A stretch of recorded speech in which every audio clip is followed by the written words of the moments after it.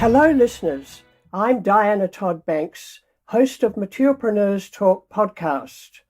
As you know, this program is all about people over 50 who've started new ventures, new enterprises, and changed their life for the better. In many cases, people's health and vitality has changed positively and dramatically. And for those people who are looking for ideas, you'll get some today, a new slant on what you can possibly do, because our guest today is involved in something just a little bit different from some previous guests. And so it's very, very interesting. I'd like to welcome you, James Drury. Welcome to Mature Preneurs Talk podcast. Thank you, Di. Great to be here. A great pleasure. Thank you. James and I were talking a little about Chicago because he lives just outside of Chicago and I spent 10 years of my business life there. Interesting city, great city. So James, before we get into what you're actually doing now, would you like to just speak for a moment about what you were doing before and why you got into what you're doing now? Sure. When I was 50, my professional career had been in medical sales. I had traveled all over the country, and when I turned 50, I was working for a medical auctioneer. And what I was doing was traveling to New York City and up and down the East Coast, and I was helping hospitals dispose of excess medical equipment. So because of my expertise in the medical game, I was able to walk into a hospital and say, this has value, this does not have value, throw it away. So I arrived, I would be the expert. And it was very lucrative. The company was purchased by a .com when I was 50 that I was working for here in Chicago. So I became a .com multimillionaire for about a nanosecond. You know, when my options went from 25 cents to $80, it was, maybe I should look at a Ferrari, but when it was all said and done, I could buy a used Volkswagen. But what it taught me, what it gave me is an intro into the auction business. Yes. And even though I had have a master's degree, an auctioneer, what am I doing here? So I wound up sending myself to auctioneer school at 50. And come to find out, there are a lot of auctioneers who start at the age of 50. Oh. And auctioneers are kind of like actors. They never die. They just keep on going. So the next thing that happened is that after the .com crash, I was unemployed. And I said, okay, well, I wound up getting my auctioneer license. What am I going to do now? And so I decided to try to start an auction business. And I will tell you, Di, it was Chicagoland is not an auction market for just stuff. You have to go to a rural area. Ah. And so that really wasn't going anywhere. And a friend of mine was in the real estate auction business, dear friend, and he said, Jim, go out and get your real estate broker's license. I said, well, what am I going to do with that? He said, I can get you some work in the real estate auction business. I said, oh, okay. So I did that. And so he's feeding me some business. And, that wasn't paying all the bills, but some money was coming in. And with that, I had to take, this is where it gets weird. I had to take a continuing education course to renew my license. So I drive out, sat in a real estate office, and there were 30 people in there. And this woman gets up and she talks about property taxes, and she charged everyone $30 a piece. Well, I'm sitting there listening to her, and I'm looking around, and I said, she just made $900 in 3 hours. I can do this. I've taught at the college level. Where I missed the boat. I must have missed class that day. Yeah. So that afternoon, when I got back to the house, I went online to find out how I could teach real estate continuing education. Well, one thing led to another. I had my license in 2 weeks. Gosh. And I said, okay. And so then I started reaching out and started teaching some real estate continuing education classes. And since I had my auctioneer license, I knew that in Illinois, I had to take continuing education. It's a requirement here in Illinois and in many states to renew your license. So I called up the state of Illinois and I said, how do I have to get a license to teach continuing education for auctioneers? And the very nice lady, and I know this is being recorded, and I've told her to her face that she is one of the most professional people I've ever met. I said, do I have to get a license? She goes, no, you have to show competency. And I said, well, I was taught in parochial school that you never answer a question with a question, but I had to ask her. I said, well, I need your definition of competency. And she said, well, how long have you been an auctioneer? I said, I've been an auctioneer now for about 10 years.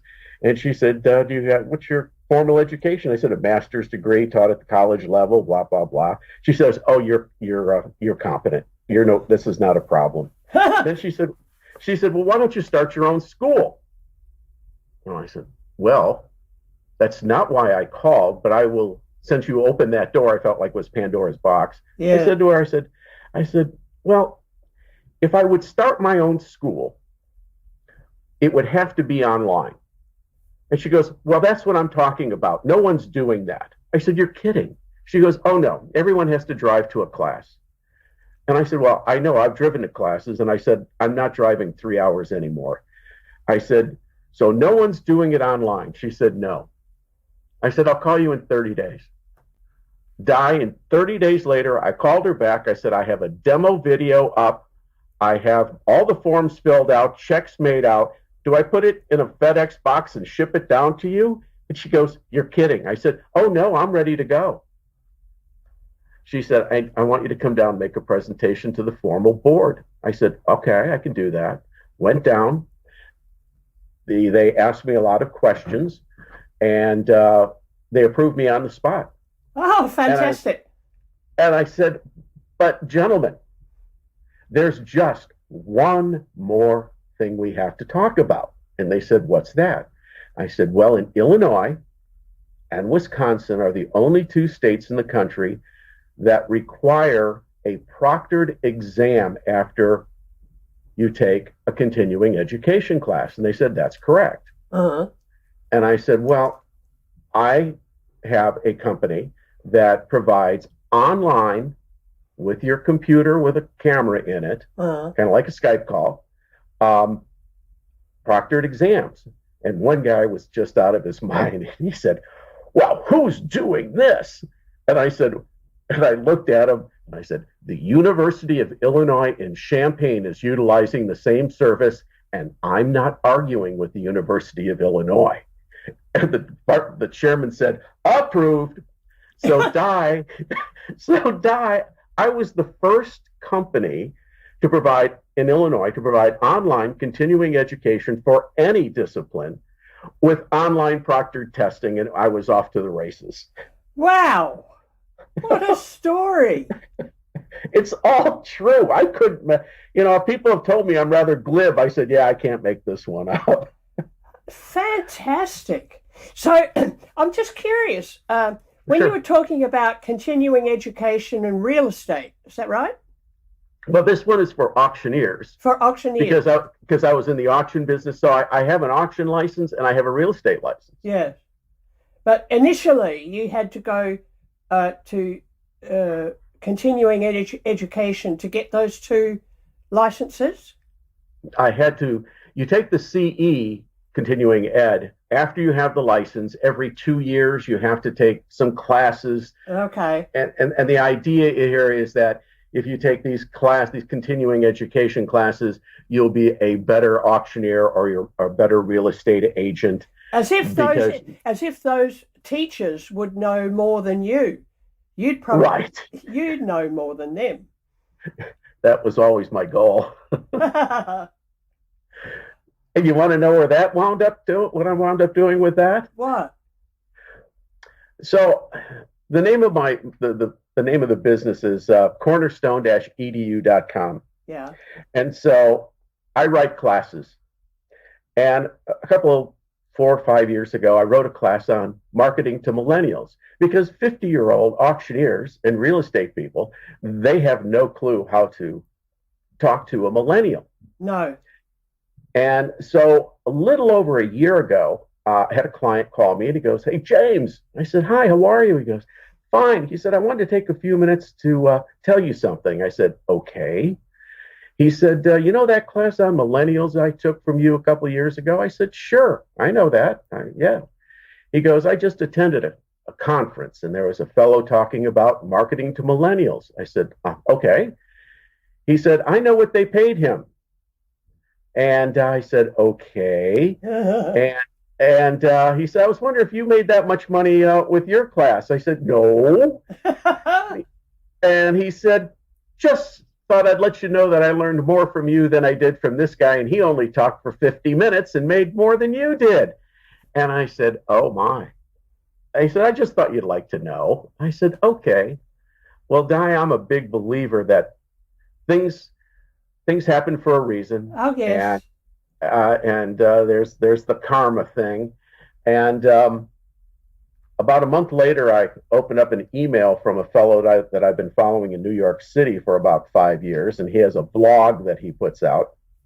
And he talked. This blog was about if you want to want to get involved in the public speaking business, contact this person in Toronto. Uh-huh.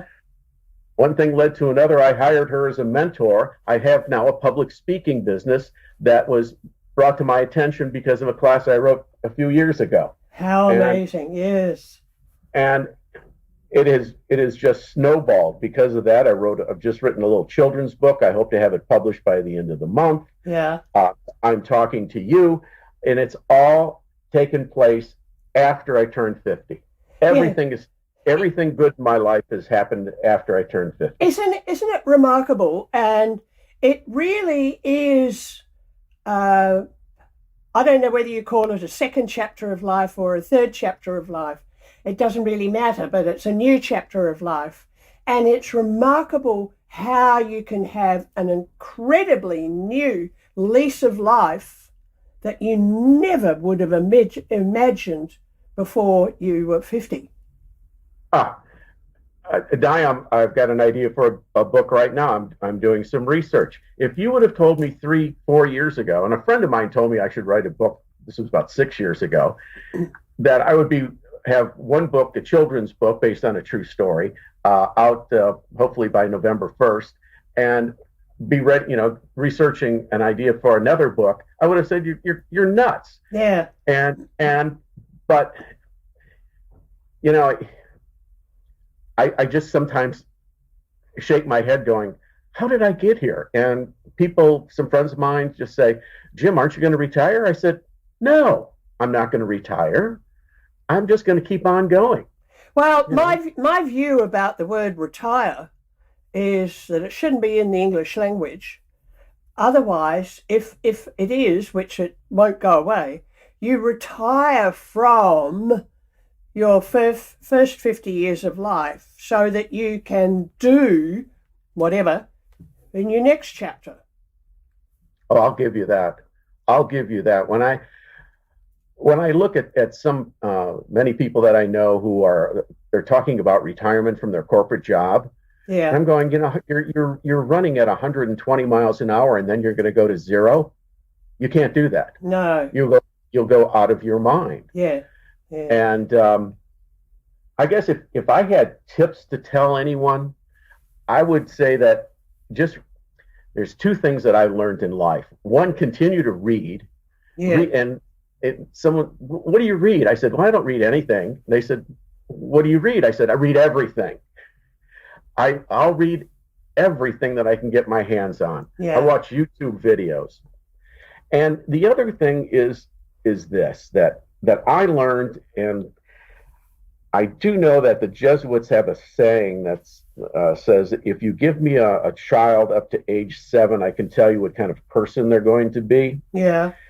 When I was about 7, my grandfather took me around one day, and he talked to everyone, and everyone was named Bub. And I had a hard time getting my head around that because I've never truly met anyone named Bub. But he, and it's my children's book, by the way, Okay.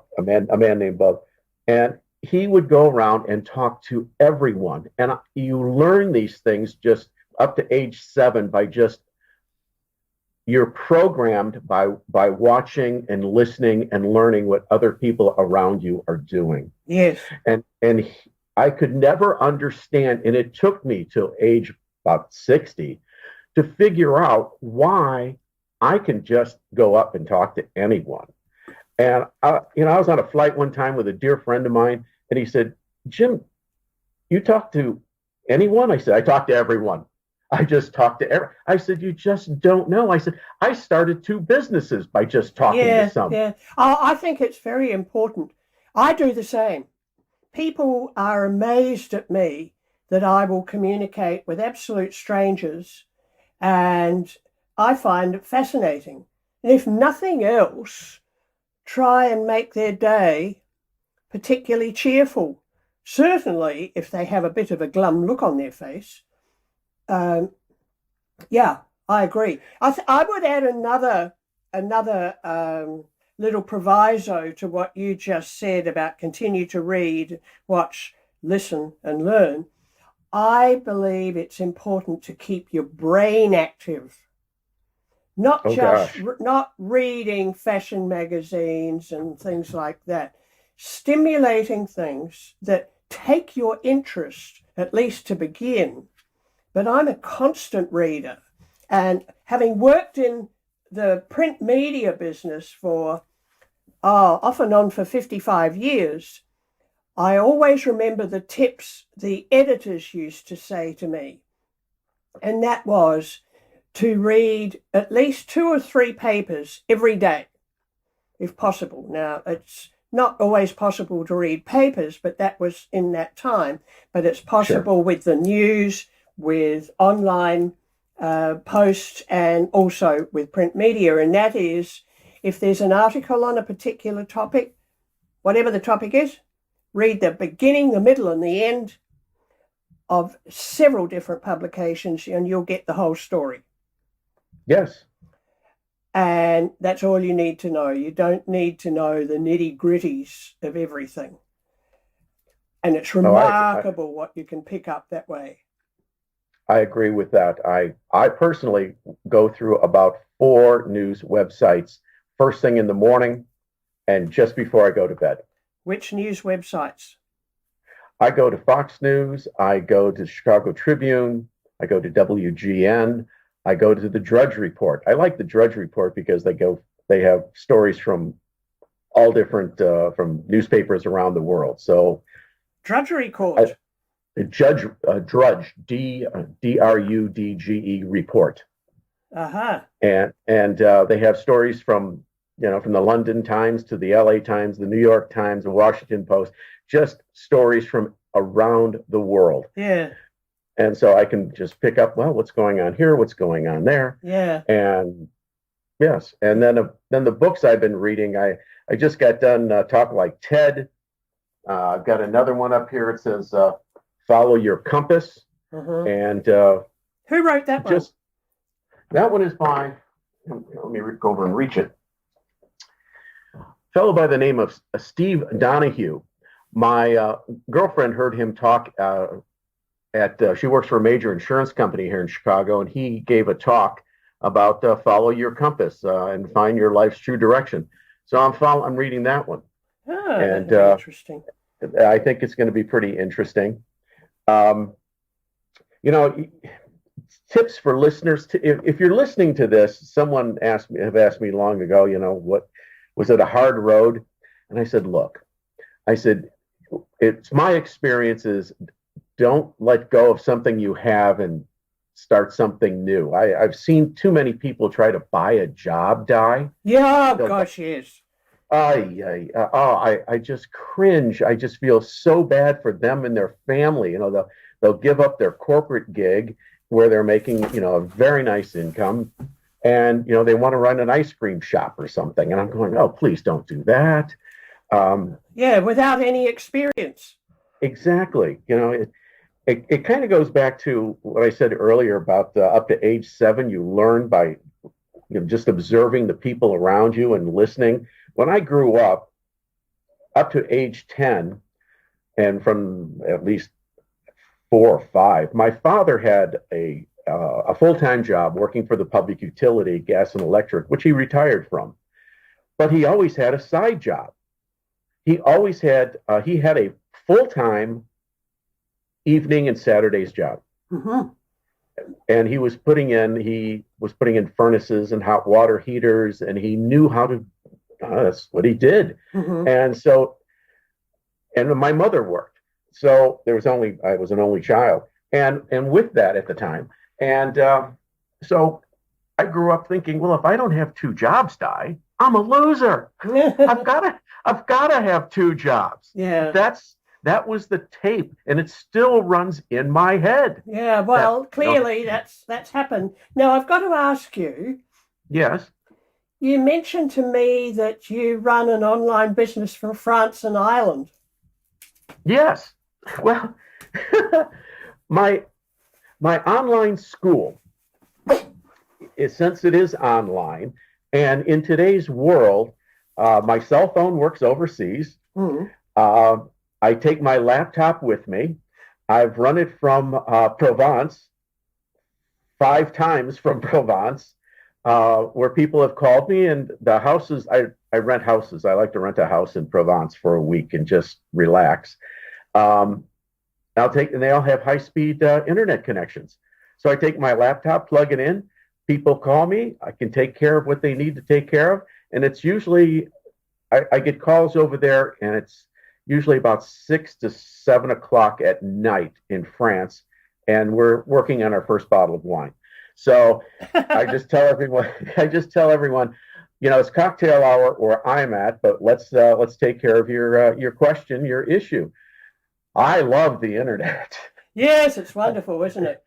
I mean, here you and I are talking Chicago to right. The Gold Coast in Australia.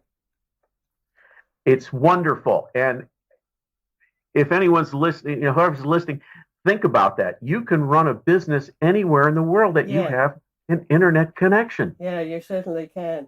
And it's wonderful. I just think it's great. Oh, yeah. So it's a matter of finding your passion. And that's the big issue for a lot of people.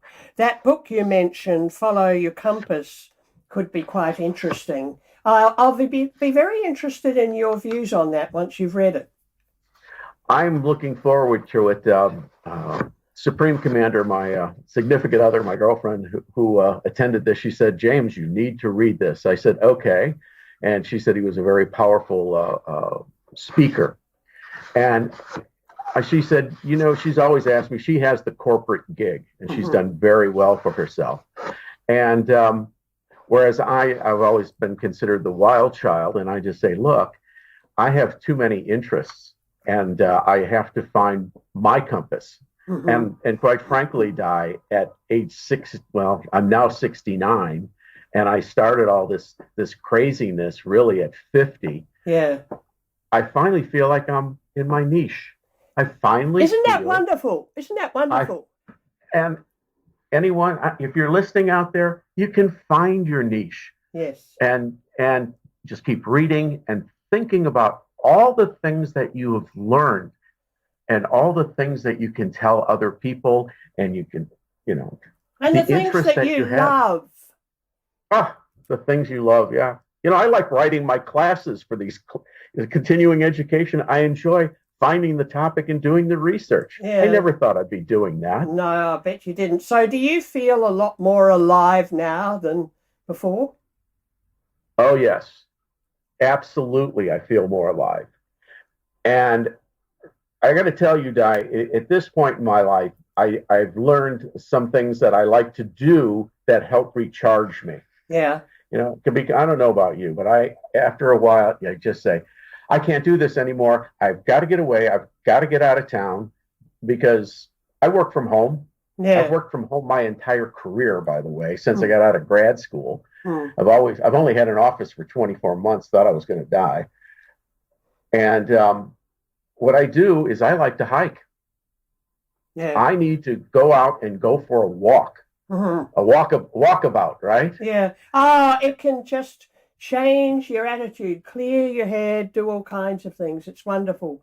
And you can gain great inspiration if you do it peacefully. A lot of people will say, try and go and walk, for instance, on the beach, if you can, or in a forest or in a garden area where you can be amongst nature and just Nope, enjoy being with yourself.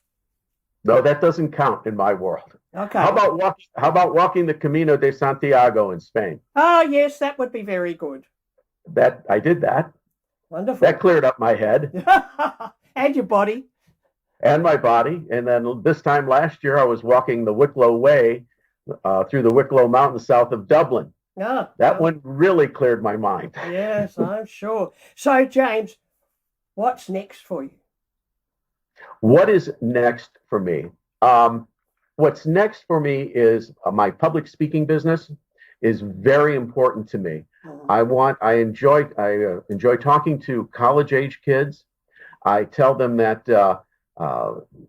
they need to understand that the people that they're meeting in college could wind up being lifelong friends. Yeah. I try to explain to them that they can never know enough people. You know, one of the things that we were taught as children, when I make my speeches, I always ask the crowd this: give me some ideas about what you were told as a child which you should not do. And someone always says, never talk to strangers. And I always say, and for a child, you are absolutely right. I agree with that. And then I tell them, and I believe this, Di, but for an adult, I consider that a lost opportunity by not talking to someone. But it goes back, Di, to what I've said twice today, is that we learn those things in those ages 1 to 7, and those tapes are still going on in our head. Yeah. And I think they're holding a lot of us back. Totally agree with you. Absolutely 100%. Yes, our lives now can be so vastly different than 15 years ago. I'm reading a very interesting book at the moment. It's The Longevity Revolution. And it's about the implications of the people over 50 and the movement of money that's generating. And I think one figure that I read, if I remember correctly, was that it said it generates, this was in 2015, $1.76 trillion.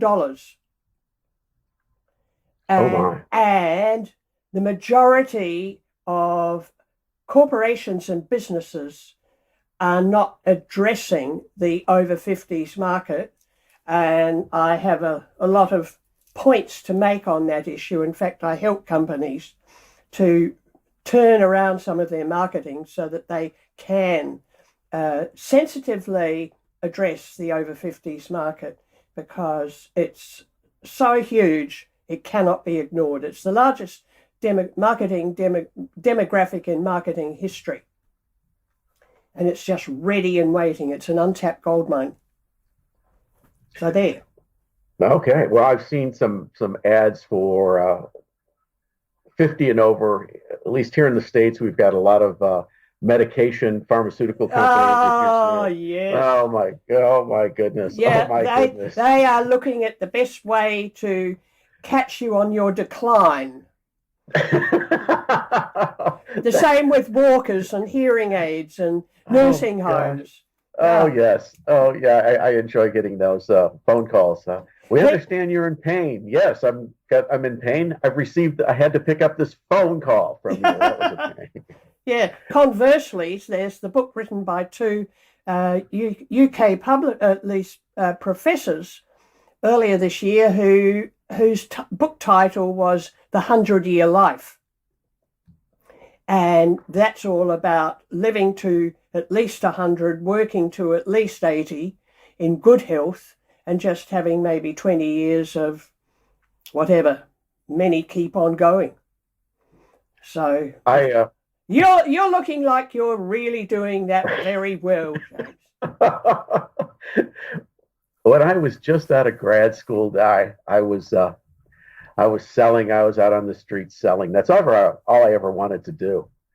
And I made a sales call on this fellow. He was a bit of a curmudgeon, and he goes, "So, young man, what are you going to tell me?" Oh, geez. So what wound up happening is he sold himself, but he had to tell me his story. And his story was, I'm 76, and at the time I was like 27. I'm 76. I work because I want to. It's not that I need the money. I've got a new Mercedes out there. I send my wife to Palm Beach through the winter. I stay here and work. Why? Because I like it. Yeah. And okay, works for me. So, yeah, it's a matter of finding that makes you really happy, gives you a buzz, so time is almost not an issue. Right. So, anyway, James, where can people find out more about you? Well, they can find out more about me at James Drury Speaks. That's DRURY speaks.com. And that's my public speaking webpage. You can see me talking there, and there's some testimonials. And about my online school is cornerstone-edu.com. The courses that you have on that, are they just really intended for Americans? Yeah, I could say yes and I could say no. I'm going to say to your audience, they're not really geared for you. They're geared for the people who need to take those classes to renew their license. Okay, fair enough. That's the way that this is set up now. Yeah, no, that's understandable. That's fine. Well, that's great. James, I'd love talking with you today. Thank you very much. Thank you for having me. That's a great pleasure. This has been a very chatty conversation. Wonderful. So we'll have to do it again one day. I look forward to it, Di. Yeah, that'll be good fun. Listeners, we've come to the end of this program for today. I think James and I could continue talking forever, but we need to end this one for today now, but I'm sure we'll get back together again. So, James, thank you very much. Thank you, Di. That's a great pleasure. I'm glad we've been able to connect. Listeners, thank you for listening. And until next time, I'm Diana Todd Banks, host of Mature Preneurs Talk podcast. Goodbye for now. Thank you. Goodbye.